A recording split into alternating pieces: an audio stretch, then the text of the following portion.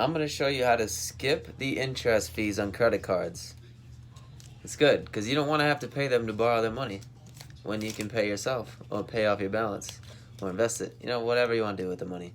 You don't have to pay the credit card company to borrow their money. So this one just ran up.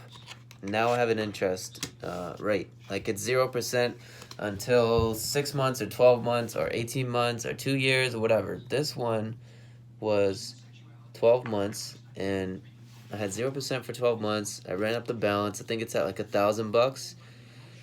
And now it's 25%. So I checked my credit score on Capital One because you can go on there, check your score, check all the different pieces of your credit score. Check all the pieces that affect your credit score, like on-time payments, number of accounts, credit history, all that shit. So I went on and I was checking that, and I realized it was a $25 interest fee. So I was like, hell no. I got this card and transferred the balance. Now this one goes in the trash. Why am I going to use this when there's a 25% interest rate on it? So these are my credit cards. I got like 4 of them. This is to fix iPhones. This is for real estate. And these 2 are personal.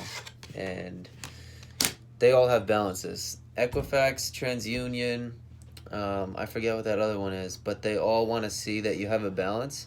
And you can make on-time payments to get that balance lower. But on-time payments is one thing. And having a balance on multiple accounts is another good thing, because if you only have a balance on this, they say, all right, cool, he's responsible with this card, but if you want to get a mortgage or if you want to finance a car, that's not enough proof. But if you're responsible with all of this money and you can make on-time payments, you're good. It's more proof that you're financially responsible. So whenever one of these accounts run up, you can do a balance transfer to get no interest charge. And this one I just had to call Amex and get rid of a late fee because I didn't have auto pay set up, and I missed a payment and $35 charge.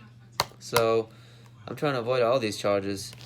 I'm keeping a balance to get my credit score up, but if there's going to be interest charges and finance charges, late fees, any other fees, you got to avoid all those. Usually all cards are okay. It's usually those things that are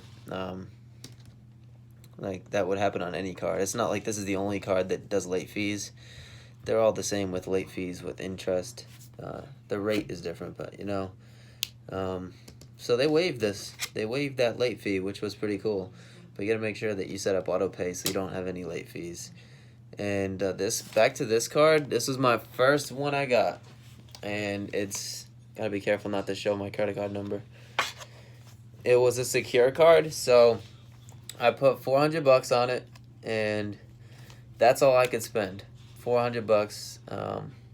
And over time, I started making on-time payments, and I showed Capital One that I was responsible, so they gave me more money.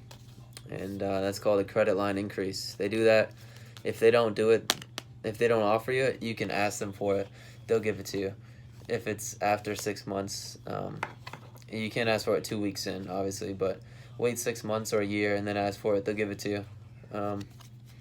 But this is a really good way to get your score up when you don't have a credit score yet, because I got this when I was like at 500. If you have a 500 credit score and try to get this one, you'll get declined and your credit score will drop because of that inquiry.